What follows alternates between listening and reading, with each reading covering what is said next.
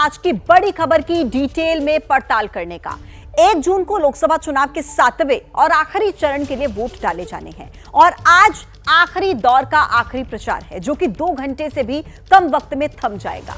1 जून को 7वें चरण के लिए 8 राज्यों की 57 लोकसभा सीटों पर मतदान होगा, लेकिन 24 की चुनावी लड़ाई के इस आखिरी प्रचार में एनडीए और इंडिया दोनों ही गठबंधन के दिग्गज जमकर गरजे, एक दूसरे पर खूब बरसे। मोदी से लेकर राहुल और योगी से लेकर अखिलेश, हर किसी की तरकश से एक से बढ़कर एक सियासी तीर निकले और मकसद सबका एक, दिल्ली की सत्ता।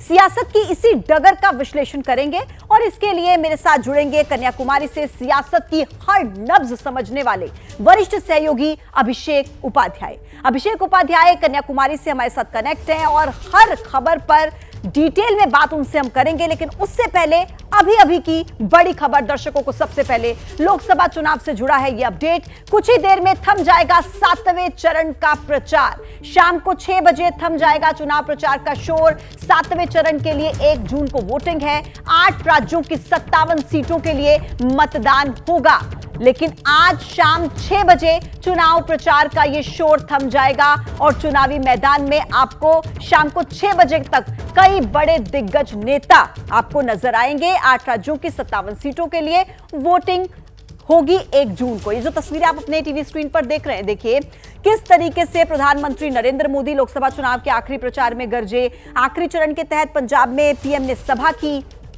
होशियारपुर में इंडिया पर खूब बरसते हुए नजर आए प्रधानमंत्री नरेंद्र मोदी, लेकिन दूसरी तरफ आप देखिए कि राहुल गांधी हो, अखिलेश यादव हो, योगी आदित्यनाथ हो, जमकर बरसते हुए नजर आए। और इसी बीच एक बड़ी खबर आप तक पहुंचा रहे हैं। लोकसभा चुनाव के आखिरी प्रचार में प्रधानमंत्री नरेंद्र मोदी ने क्या कहा। आखिरी चरण के तहत पंजाब में पीएम ने सभा की। होशियारपुर में इंडिया पर खूब बरसे प्रधानमंत्री। मोदी को समझने में गलती मत कीजिए, 7 पीढ़ियों के पाप निकाल कर रख दूंगा, यह प्रधानमंत्री नरेंद्र मोदी ने कहा।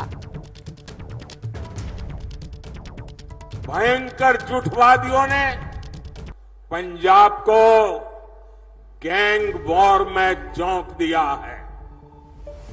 इन लोगों ने पंजाब में उद्योग और खेती दोनों को बर्बाद कर दिया है। ये कट्टर भ्रष्टाचारी भयंकर झूठवादी तो नारी उत्पीड़न में भी नंबर 1 बनते जा रहे हैं। आज दिल्ली से लेकर पंजाब तक इनके कारनामे दुनिया देख रही है। इनके नेता का ठिकाना नहीं, नीति फर्जी, नारे फर्जी और नियत में भी खोट है।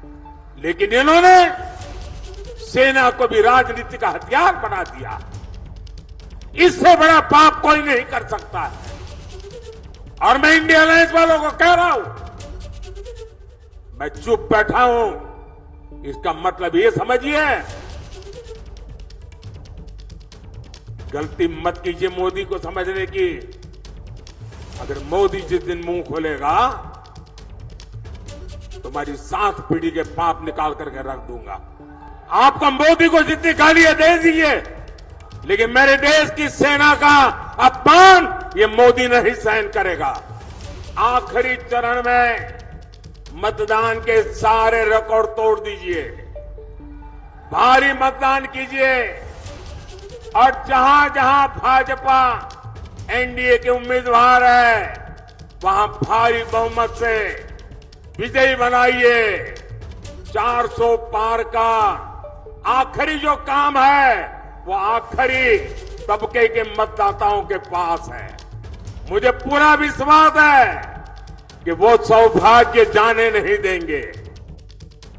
अभिषेक उपाध्याय मेरे सहयोगी कन्याकुमारी से सीधे हमारे साथ जुड़े हुए हैं। अभिषेक, देखिए ये तो लोकसभा चुनाव का आखिरी प्रचार है जो कि आज शाम को 6 बजे थम जाएगा, लेकिन इस बार चुनाव प्रचार के दौरान हमने देखा कि पीएम मोदी बहुत ज्यादा अटैकिंग मोड में नजर आ रहे हैं और इस बार तो उन्होंने कह दिया विपक्ष को कि 7 पीढ़ियों के पाप निकाल कर रख दूंगा। क्या मायने समझे जाएं इसके? पूजा, एक बात एकदम क्लियर है, जो चुनाव हो रहा है बीजेपी की अगर हम बात करेंगे तो प्रधानमंत्री नरेंद्र मोदी के नाम पर ही हो रहा है। और जो मोदी फैक्टर है, जहां जैसे हम कंपैरिजन करते हैं बीजेपी बनाम अदर्स पार्टी का, वहां बीजेपी के लिए एक ही स्टार प्रचारक हैं और वो है प्रधानमंत्री मोदी। इसीलिए सबसे अधिक उसी चेहरे की बातें सामने आ रही हैं।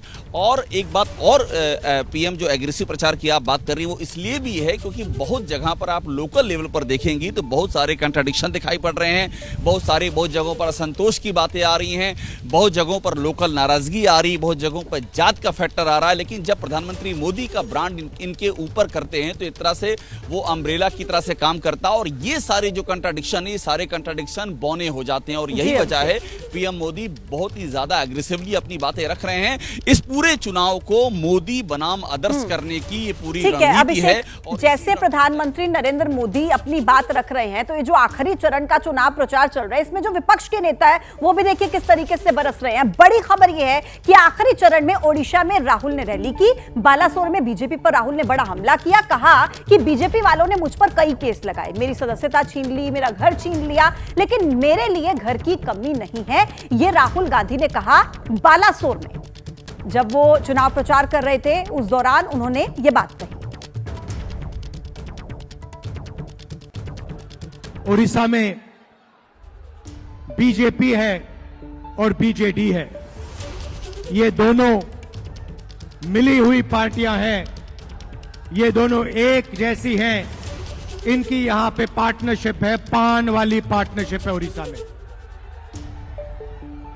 सोच एक ही है। मैं आपसे सवाल पूछना चाहता हूं, मैं बीजेपी के खिलाफ लड़ता हूं, मेरे खिलाफ बीजेपी ने 24 केस किए हैं, डिफेमेशन के केस, क्रिमिनल केस, 2 साल की जेल करवा दी, मेरी लोकसभा की सदस्यता ले गए, 50 घंटे मेरा ईडी ने इन्वेस्टिगेशन किया, इंटेरोगेशन किया, मेरा घर उठा के ले गए। जब ये मेरा घर ले गए, मैंने इनको चाबी दी और इनसे कहा ये जो तुम्हारा घर है सरकारी घर है, मुझे नहीं चाहिए। मेरे हिंदुस्तान में करोड़ों घर हैं, उड़ीसा के जनता के दिल में मेरा घर है, बाकी देश बाकी प्रदेशों के लोगों के दिल में मेरा घर है। तुम्हारा घर नहीं चाहिए, ले लो, उठा के ले लो। मगर भाइयों और बहनों, यहां के जो चीफ मिनिस्टर हैं नवीन बाबू, अगर सचमुच में वो बीजेपी के खिलाफ लड़ते हैं तो उनके खिलाफ केस क्यों नहीं हुए? ये जो नवीन बाबू जी और नरेंद्र मोदी की पार्टनरशिप है, जो जिसको पान कहा जाता है, इसको हम यहां उड़ीसा में तोड़ के फेंकना चाहते हैं। अभिषेक, ये तो नेताओं के पास आखिरी मौका है इस चुनाव में अपनी बात जनता के सामने रखने का, तो कोई भी बात दिल में ना रह जाए। चुनाव प्रचार के दौरान राहुल गांधी की भी कोशिश यही नजर आ रही है मंच के जरिए कि हर बात जनता के सामने रख दी जाए जो उन पर सीधा असर करे। पूजा, राहुल गांधी जो बात कह रहे हैं उस पर ध्यान देने वाला। राहुल गांधी का पूरा भाषण, ये जिसका आप जिक्र कर रही थी, इसके पहले भी हमने देखा है, उसमें राहुल गांधी सेंट्रिक काफी कुछ रहता है कि राहुल गांधी ने कहा कि मेरे साथ ये हुआ है या मैं ये सोचता हूं। इस तरह की जितनी बार राहुल गांधी इस बड़ी खबर है, दर्शकों तक वो पहुंचाना बहुत जरूरी है। यूपी के महराजगंज में जहां अखिलेश ने सभा की और कहा कि जनता का जो गुस्सा है वो 7वें आसमान पर पहुंच गया है। पीएम मोदी के कन्याकुमारी जाने पर उन्होंने तंज कसा, परिणाम आने से पहले तपस्या के लिए गए हैं, ये कहा अखिलेश ने, और कहा कि बाद में कहेंगे कि हमारी तपस्या में ही कुछ कमी रह गई थी। तो अखिलेश यादव ने ये बयान दिया। समाजवादी पार्टी के राष्ट्रीय अध्यक्ष अखिलेश यादव मेरे साथ मौजूद हैं। अखिलेश जी, आप धुआंधार प्रचार कर रहे हैं इस गर्मी में। 4 जून को मंगलवार है, किसके लिए मंगल और किसके लिए मंगल? मंगल इंडिया गठबंधन के लिए, और मंगल होगा मंगल के दिन। सरकार बदलेगी और इसीलिए पहले से ही लोग तपस्या पे चले गए। और देखिएगा आप, जब तपस्या के बाद उठेंगे और परिणाम आएगा तो ये कहेंगे कि तपस्या में कोई कमी रह गई थी जिसकी वजह से परिणाम ऐसा नहीं आया। आप लोग कहते हैं कि संविधान को खतरा होगा अगर ये 400 सीटें पाते हैं, लेकिन इनका ये कहना कि पाकिस्तान को खतरा होगा। वैक्सीन लगवा कर के इन्होंने जान को खतरा पैदा किया है। जितनों की वैक्सीन लगी है सबको जान का खतरा है, हार्ट अटैक का खतरा है, और अब ये संविधान के पीछे पड़ गए हैं। जो लोग 400 पार का नारा दे रहे थे वो 400 हारने जा रहे हैं। 140 करोड़ की जनता इन्हें 140 सीटें भी नहीं जीतने देगी। मुस्लिम आरक्षण को लेकर क्या कहें? देखिए, सच्चाई है, अगर आप आरक्षण को समझेंगे तो धर्म के आधार पर आरक्षण और कम आबादी को आरक्षण किसी ने ज़्यादा बढ़ाया तो वो बीजेपी है।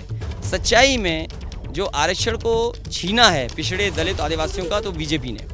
अंतिम चरण का प्रचार करने आप आए हैं, आज से प्रचार खत्म हो रहा है 7वें चरण का, क्या लगता है कितनी सीटें हैं? धरातल देख लिया आपने पूरा घूम घूम?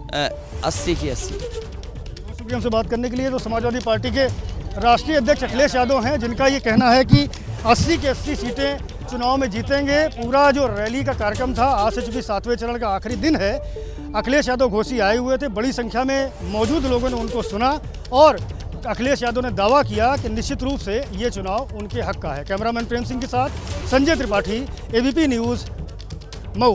तो देखिए, इधर एनडीए का 400 पार का दावा और दूसरी तरफ इंडिया गठबंधन का अपनी जीत का दावा। नतीजे 4 जून को आएंगे। अभिषेक, आपका धन्यवाद अपडेट्स पहुंचाने के लिए। तो आखिरी चरण के प्रचार में तीखी जुबानी जंग जारी है और हिमाचल प्रदेश के मंडी में मुख्यमंत्री योगी आदित्यनाथ ने देखिए क्या कहा।